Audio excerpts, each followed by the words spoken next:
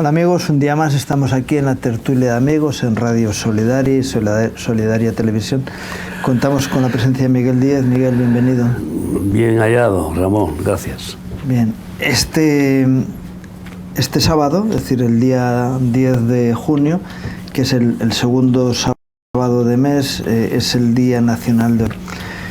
A veces los días nacionales o internacionales son días para recordar algo, pero hay personas que dicen, no, ese día hacemos esto y luego nos olvidamos el resto del año, ¿no? Para mí es uno de los grandes problemas del día D, ¿no? Que sea el día de la oración. El día de la oración tiene que ser cada día, ¿no? Como dice en la palabra, orar sin cesar, ¿no? No dejemos nunca. Primera de Tesalonicenses 5:17. Sí.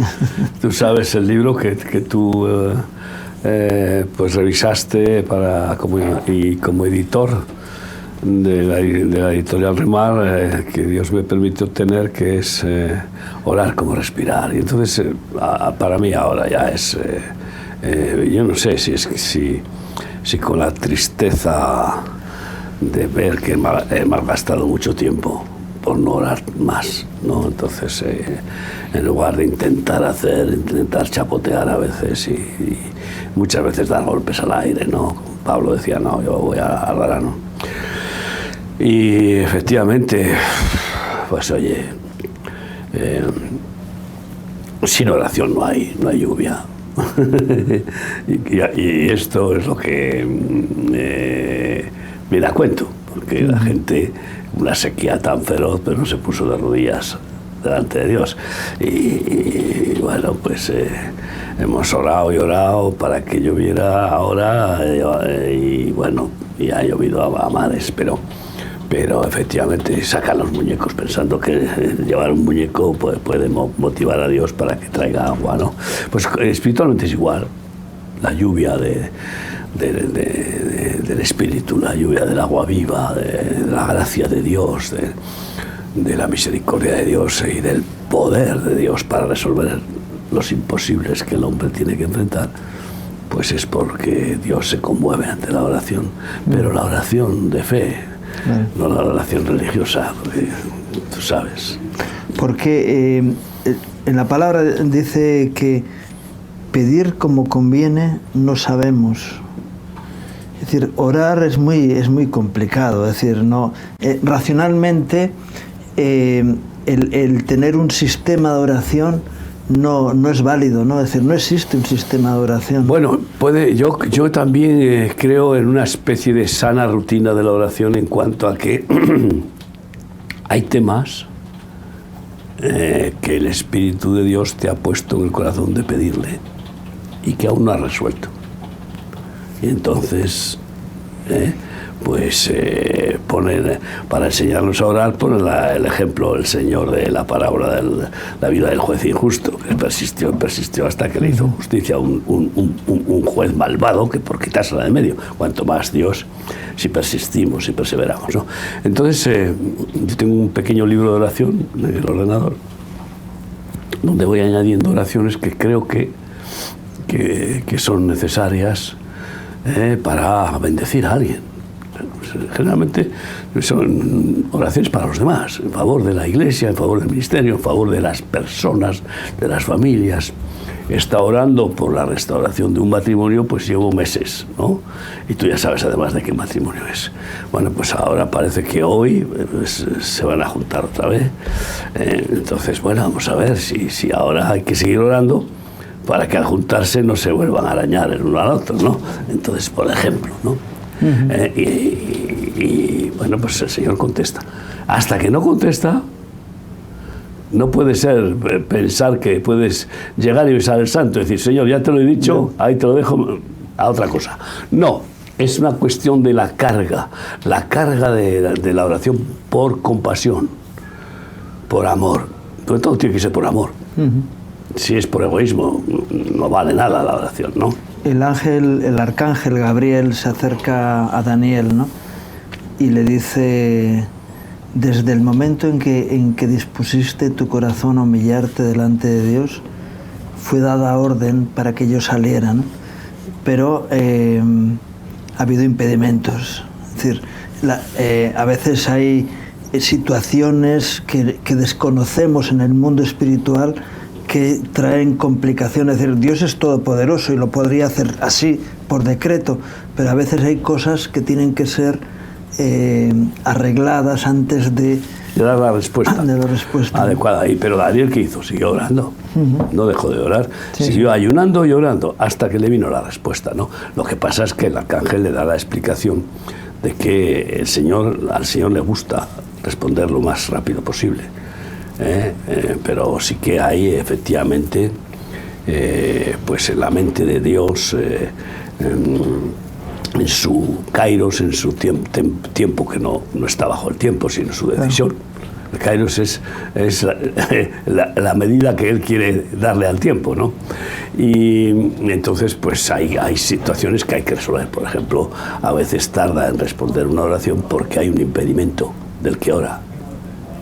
Otras veces porque hay un impedimento de la persona por la cual oramos, que antes de que reciba la bendición es necesario que esa persona se arrepienta, que esa persona cambie. Este es el caso de este matrimonio que pudo haber sido hace meses, pero no porque no lo hizo Dios, porque no había un verdadero arrepentimiento, ¿no?, en la separación. Entonces, una cosa es eso, que son las oraciones que no tienes que estar diciendo, bueno, si me dices que ore por mi mujer, pues lo haré. No, ya sabes. Orad unos por otros y más por la esposa, por los hijos, por los hermanos, por la iglesia, por las autoridades. Son ya notificaciones de la voluntad de Dios que nos está pidiendo que lo hagamos, ¿no? Ahora, después está eso que has dicho de que no sabemos cómo orar porque es algo espiritual, divino. Y por eso dice que el Espíritu Santo sí que sabe, claro, cómo tenemos que orar. Nos ayuda en nuestra debilidad, ¿no? Claro, y Él nos revela y hace Él la oración. Él es el que produce en nosotros el querer como el hacer según la voluntad de Cristo. De tal manera que, ¿cómo conviene orar? Pues como conviene a la voluntad de Jesús, que está a la diestra del Padre, que es el único que puede llevar el incienso de la oración de los santos, de los hijos de Dios, al Padre. O sea, pensar que uno puede saltarse a Jesús y decir, bueno, no hace falta que me una a Jesucristo en la intercesión, sino que voy derecho al Padre, ¿no? Bueno, pues esto es como... Él es el puente, ¿no? Es el canal. Él es la puerta, él es el interlocutor, él es el que tiene toda la complacencia del Padre, ¿no? Entonces, por eso, orar en el nombre de Jesús significa eso, no es una fórmula, es unirnos a Jesucristo en su oración, en su voluntad, en lo que Él quiere pedirle al Padre, que es lo perfecto. Tanto si es algo referente a nuestra vida familiar o personal o ministerial o lo que sea, ahí Jesús tiene una voluntad expresa y nos es revelada por el Espíritu Santo, porque puede ser que resulta que le estamos pidiendo al Señor, ¿no?, pues que case a nuestra hija con fulano de tal, y resulta que el Señor no quiere hacer eso, por decir algo. Sí. Y entonces lo que viene el Espíritu Santo y nos revela, no, esa no es mi voluntad. ¿Por qué me quieres pedir algo que es sentimental, que es incluso o intelectual, o que es conveniencia, porque crees que eso es lo más conveniente? No, pues eso es humanismo. La oración verdadera tiene que ser divina, no humana. Y por eso habla en el Espíritu. Él conoce muy bien la oración que puede llegar al Padre.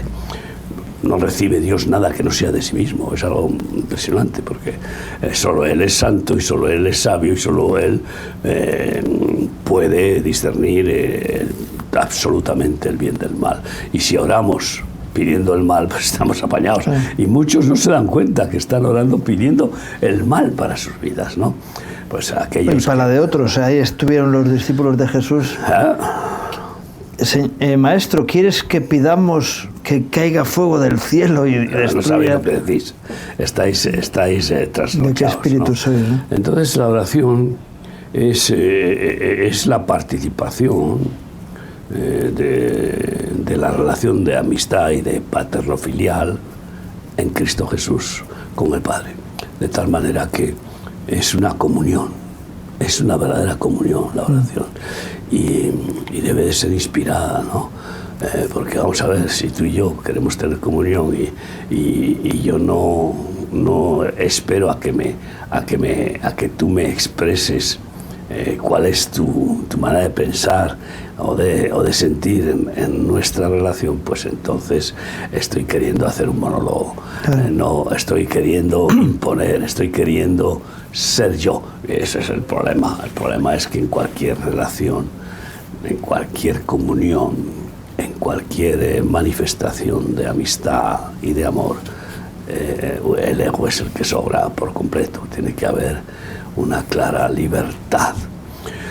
Y el Señor nos permite incluso ejercer una libertad de orar lo que no conviene, pero luego nos corrige. O sea, ¿y cómo? La primera corrección que haces es no concediéndolo. Claro. Hay de aquel que ora carnalmente y Dios se lo concede.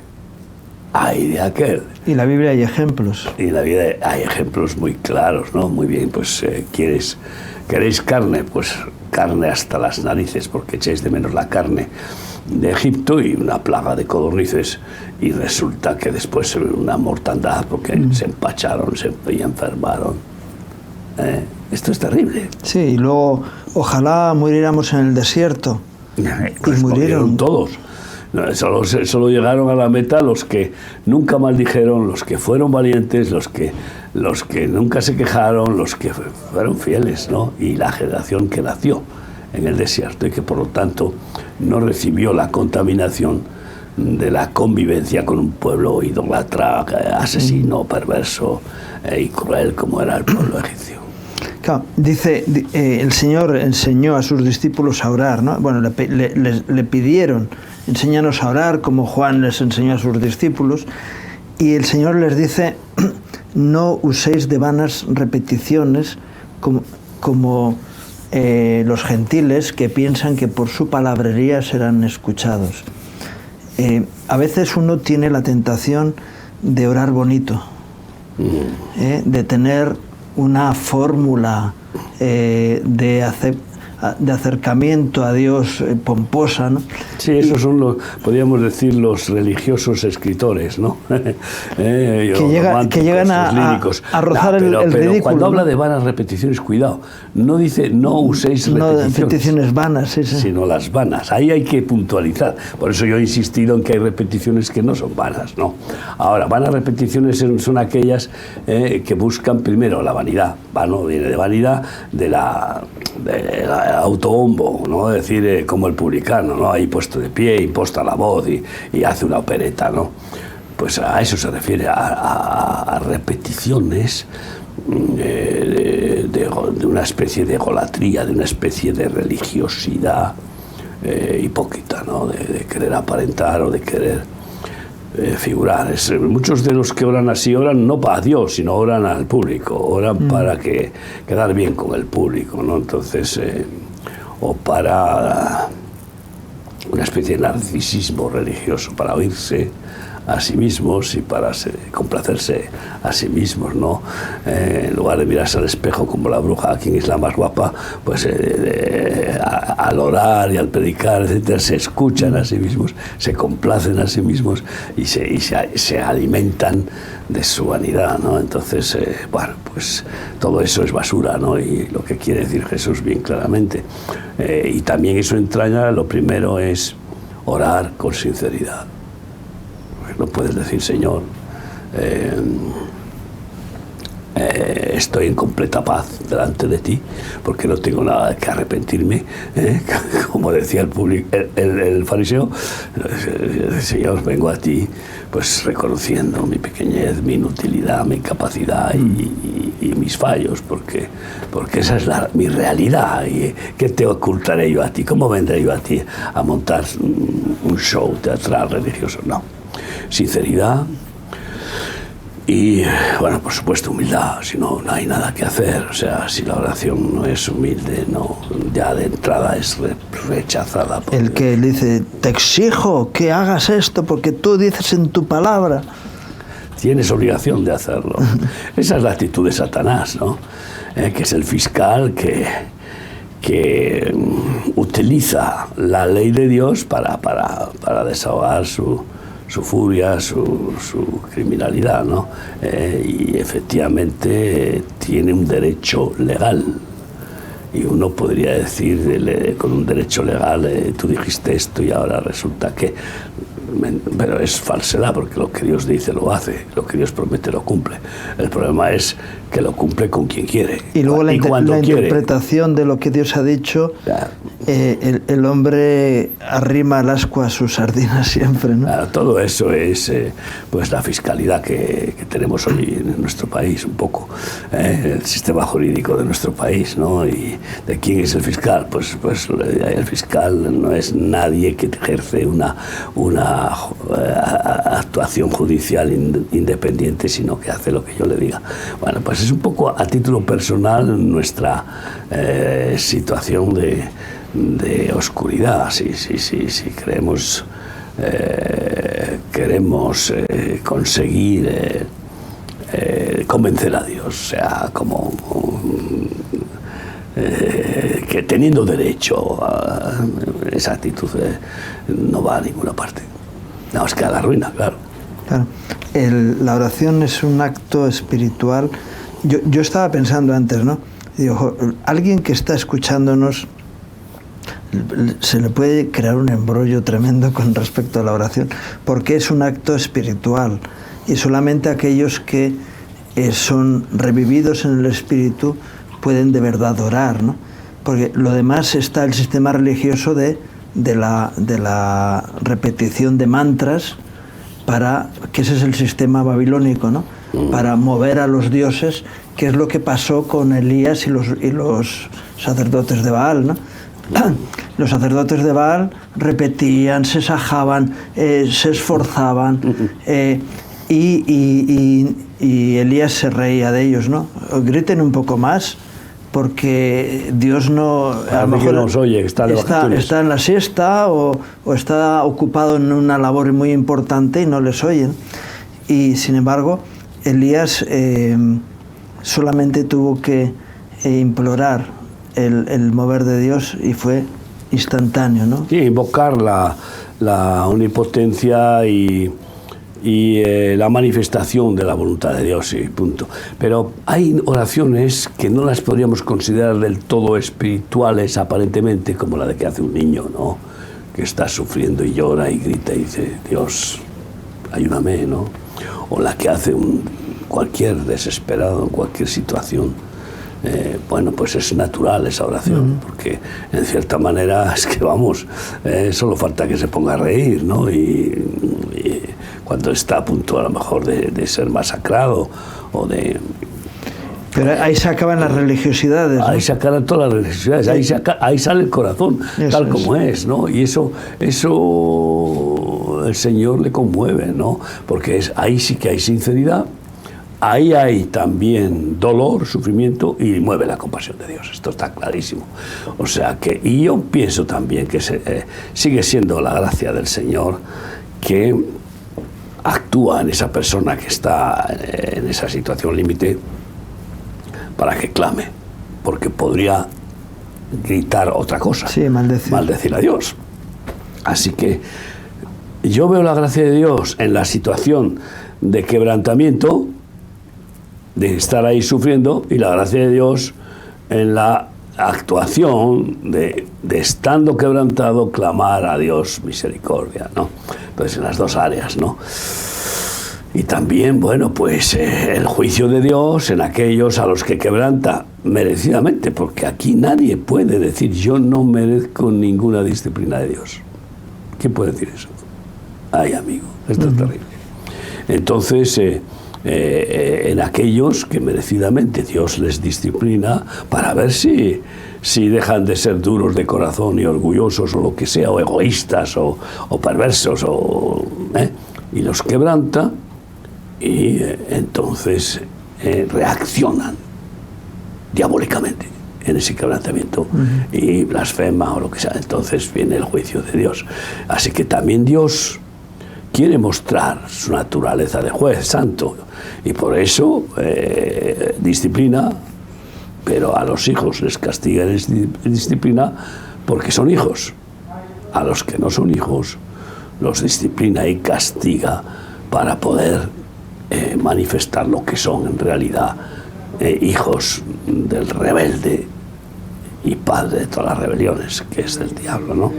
Así que en las dos maneras Dios manifiesta su naturaleza absolutamente señorial, que es ser amor y ser juez. ¿Y quién resistirá? ¿Quién resistirá? ¿Quién podrá conseguir vencer a Dios? Hay una oración muy especial en la Biblia, que es la oración de Jabes. Sí. A veces le dice, ¡jo, qué morro! Le pides a Dios que te bendiga. Pues eso es lo que Dios quiere. Realmente, personas que ante una situación de dificultad dicen, Señor, ayúdame. Y Dios responde, y lo impresionante de esa oración es que Dios le concedió lo que había pedido. Pero fíjate la situación de ese personaje, no sé si es el mismo, que cuando hace una promesa a Dios de que si me das la victoria sacrificaré a la primera persona. No. No es ese, no es Jabes, ¿no? Porque es otra historia, ¿no? No sé, no es Jabes. Bueno, en cualquier caso, es muy fácil hacer uso a alguien que ha escrito un libro y ha sido todo un bestseller con ese libro de la oración de Jabes, que está muy bien. Pero cuidado, ¿por qué no pones la oración de Jacob, que pasa toda la noche gritando a Dios y luchando con el Señor, sí, con el ángel de Jehová? No te dejaré hasta que no me bendigas. Y le deja cojo. Le bendice. Claro, quieres bendición, pero ¿qué tipo de bendición quieres? ¿Quieres la bendición a tu manera, que satisfaga pues tus deseos? La amenaza de su hermano, que venía con 400 soldados a matarle. Claro. Y al verle hecho un guiñapo, dice, ¿para qué voy a hacerle yo a este si ya está hecho un cacharro, ¿no? Entonces Dios le salva no solamente de que su hermano se vengara y lo matara como había jurado, sino de que matara toda su descendencia, que ya era mucha. Sí, sí. A toda la prole que él llevaba. Hay otra oración. Yo ayer estuve viendo una... No sé cuál es esa oración que te digo, de que ora y si me das la victoria... No. Cuando regrese victorioso al campamento, Jefté, la primera persona que encuentre... Jefté. Ah, sí, eso es que era uno de los jueces. Tengo un problema ya con los nombres. Era uno de los jueces. Sí, el personaje de Jabes, no sé después. No, es un personaje. Que pasa, después no tiene mucha. No tiene mayor. Hay una ciudad, tal, pero el personaje en concreto. Hay una oración impresionante. Yo ayer estuve. Es que fíjate qué sencillez y que novelísticamente atractivo, que es un poco el principio del evangelio de bendiciones que hoy hay, la oración de Jefté. Y no hay después la otra parte del evangelio, que es la del sacrificio, la de sufrimiento. Si padecéis por Cristo, reinaréis con él. No, ese y más sencillo que decir, ahora bendíceme. Pues ya ves tú, ¿qué secreto tiene eso? Para que yo es que te quiero hacer una crítica al libro ese, porque créeme, o sea, no se puede hacer un gigante de simplemente una oración en la que dice bendíceme. En medio de una situación muy complicada, donde todo el pueblo estaba en contra suyo, claro. Pero hay otra oración que yo ayer estoy viendo una película antiquísima, era sobre David, y sacan. No tiene mucho rigor bíblico, pero a David orando la oración del Salmo 51, ¿no?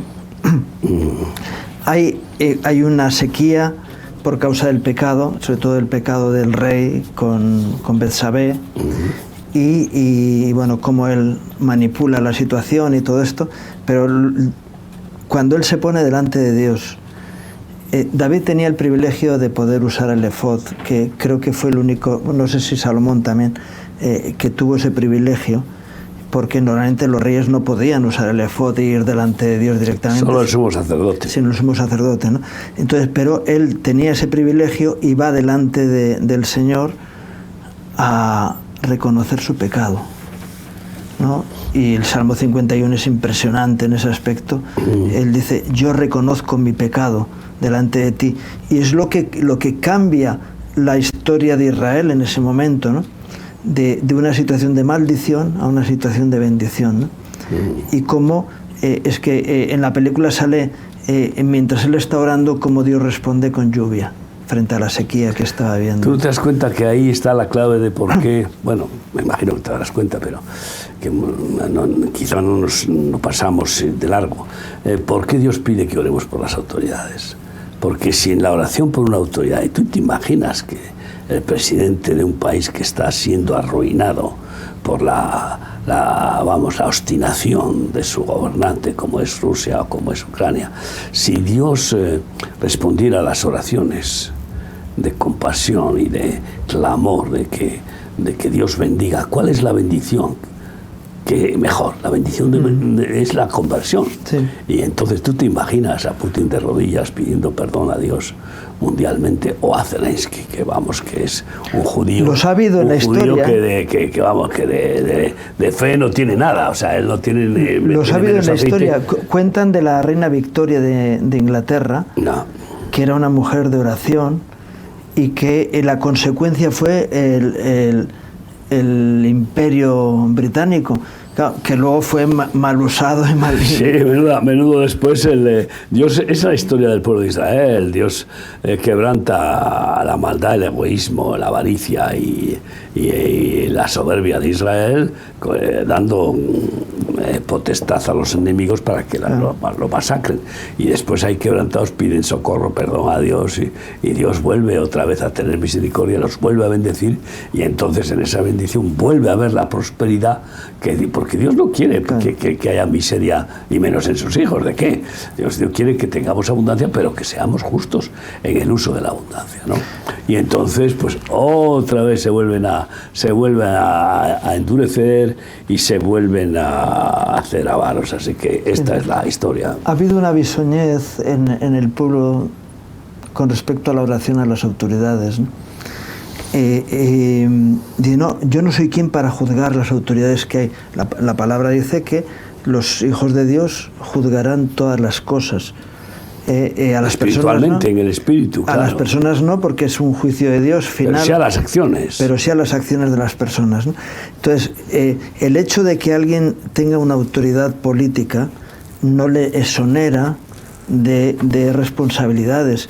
Y cuando la Iglesia ora por las autoridades, tiene que orar en ese sentido, decir, Señor, guíale hacia la verdad, hacia la justicia, y levanta autoridades que sean dignas.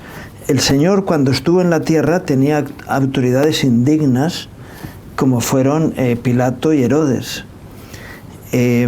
Pilato tuvo la responsabilidad de juzgar dentro del orden de Dios, porque era oportuno que juzgara así, y él se llevó su consecuencia a sus decisiones.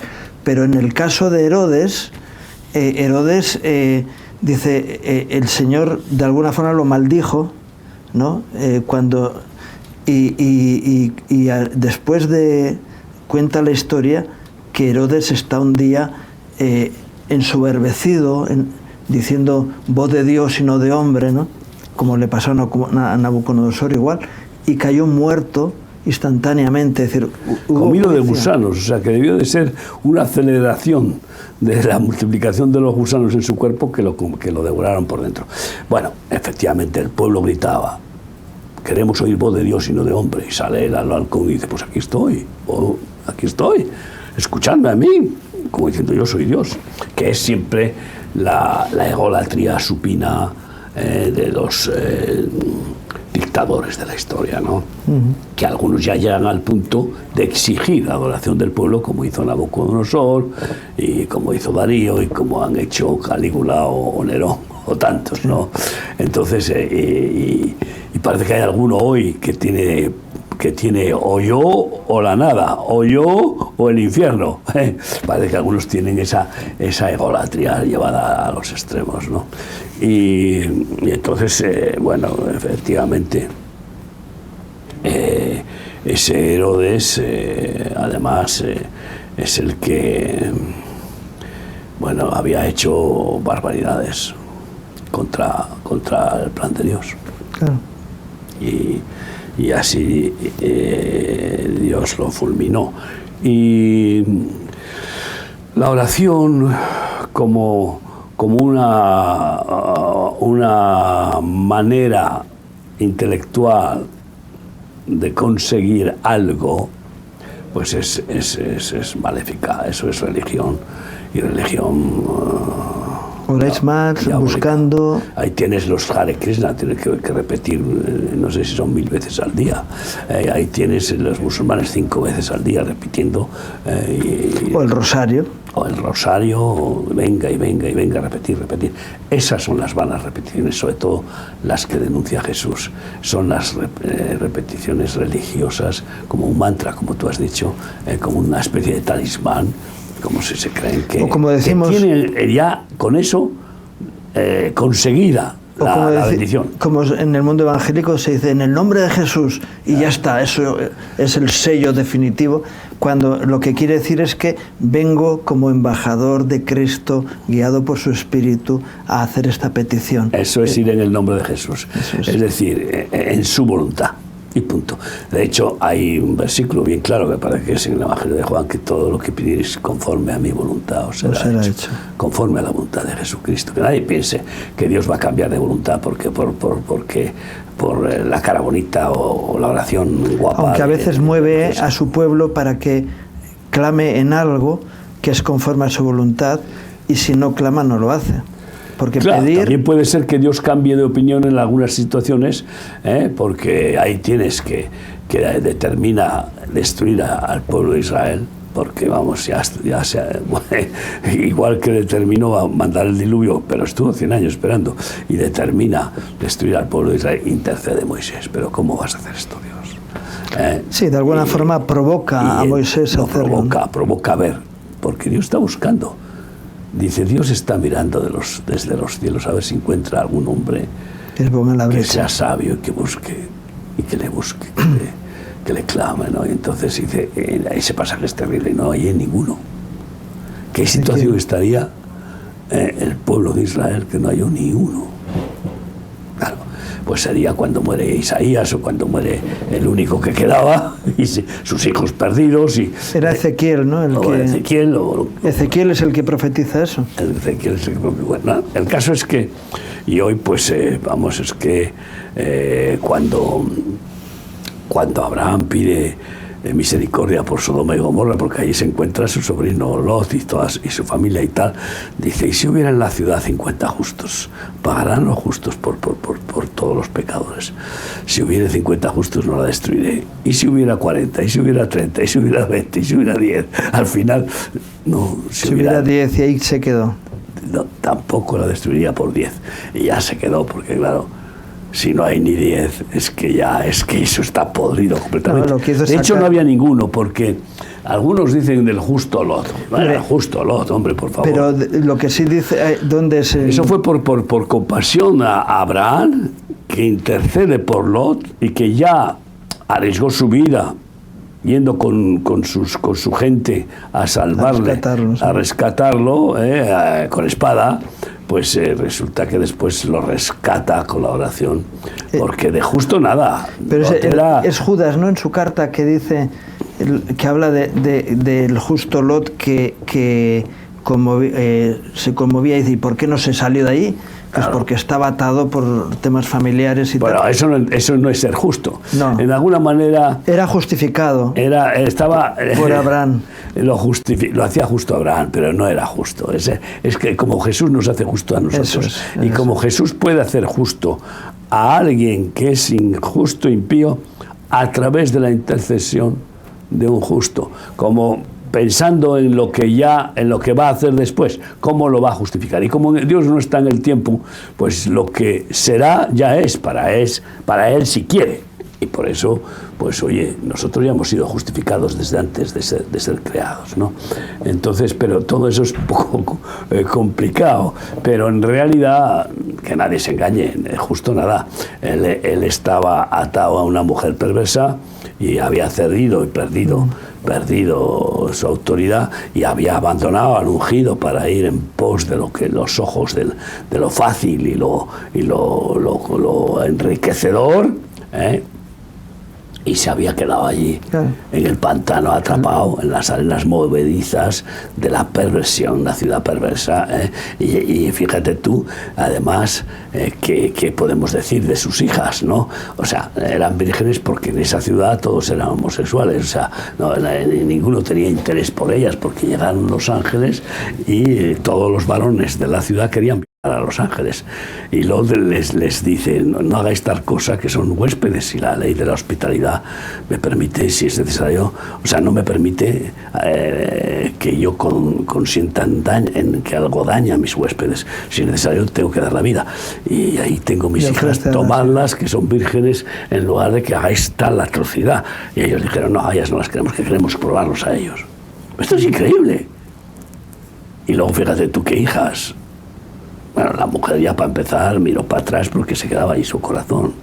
Ay, ¿cómo se puede quedar el corazón de una mujer en una ciudad tan perversa ya, que es el colmo? O sea, es que la maldad tiene sus límites. ¿Y los límites cuáles son? Cuando Dios dice, se acabó. Se acabó, sí. El colmo. Como está llegando el mundo en estos momentos. Lo que se llama llenar la copa de la ira de Dios. Y cuando está llena, dice así, ahora la voy a verter. Y no tengo más remedio, me habéis llevado al límite de mi paciencia, que no tiene límites, pero hasta donde no quiero soportar más. Hay un texto que dice que todavía hay quien lo para,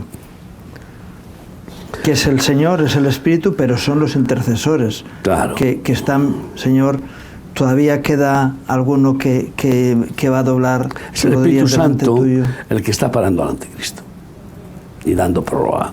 ¿Por qué? Porque antes tienen que cumplirse otras profecías, pero desde hace... Y cumplirse el número de los que han de ser salvos. Desde hace decenas, sobre todo en las últimas 50 años, todas las fuerzas satánicas del nuevo orden mundial que se han ido cuajando a una velocidad de vértigo, ya desde hace 50 años.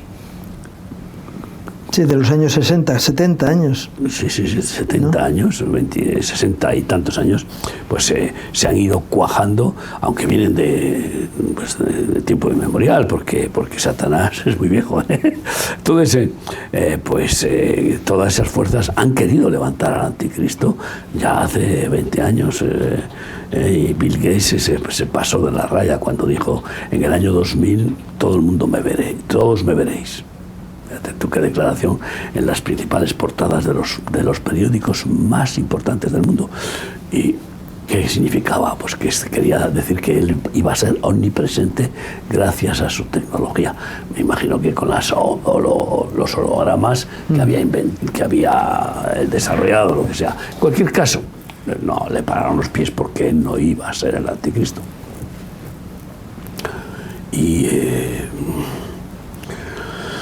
Y entonces todavía no estaba preparada toda la estructura, y Dios no lo permitía.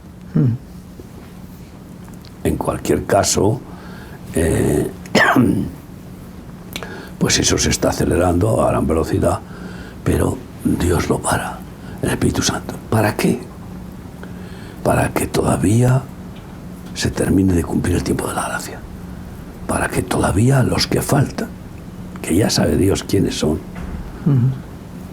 Es todo un misterio tremendo, pero que no va en contra del libre albedrío. Ya sabe Dios quién va a decirle sí y quién va a rechazarle. Ya lo sabe, aunque siguen teniendo libre albedrío para decir sí o rechazarle.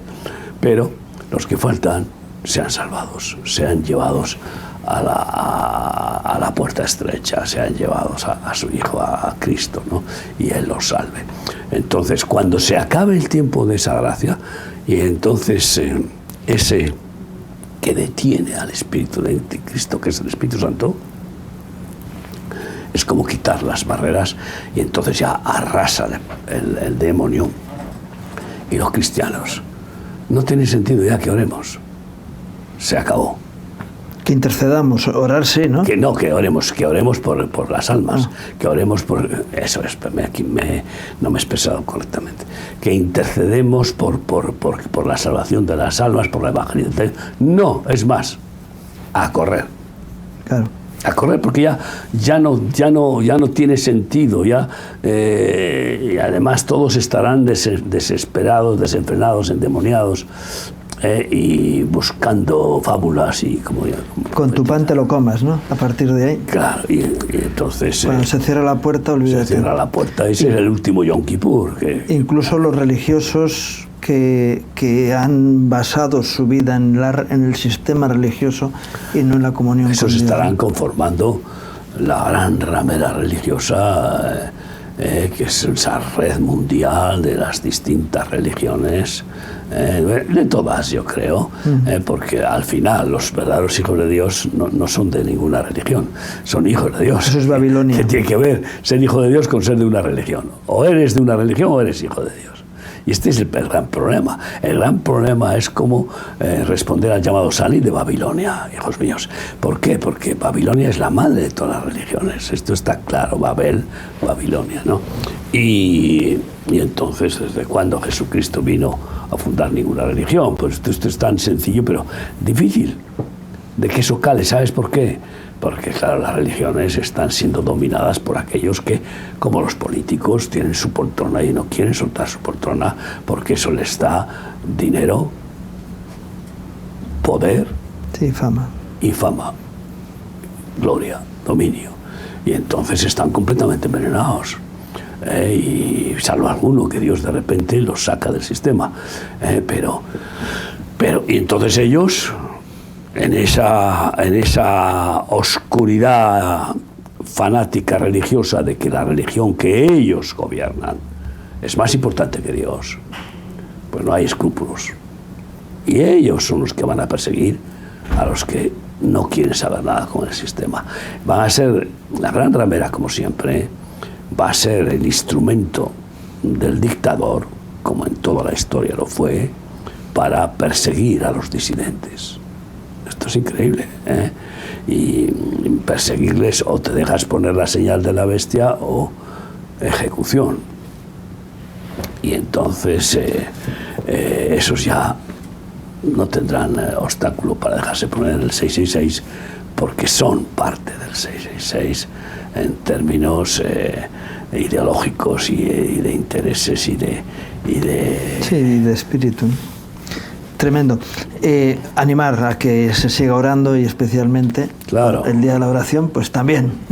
No, ese día más, diríamos, como una motivación mayor de unirse al cuerpo de Cristo, a la Iglesia nacional, o sea, sí. mundial. Entonces, vamos, qué bueno, te imaginas, no es lo mismo que oren a la misma hora, por ejemplo, 100 personas que 100.000. Claro. Pues imagínate que ha habido años que en ese día de oración es un clamor que sube. Se han superado los 100.000 de forma real, es decir, bueno, yo por eso no sé, he dicho una cifra que por dar una que no baje de ahí, sino opinión, que vaya para adelante. Pero la oración es eficaz, la oración del justo es eficaz. Claro, primeramente los que antes de orar pedir perdón a Dios, es la oración. Es la primera oración. La primera oración de todos los santos, dice. Y todos los días. Es un texto impresionante, porque esto hablará a ti todo santo. Y habla del arrepentimiento y petición de perdón, porque ningún día hay perfecto en ningún ser humano. Y entonces siempre habrá algo de lo que arrepentirse y de reconocer y la debilidad, ¿no? Y pedir rectificación.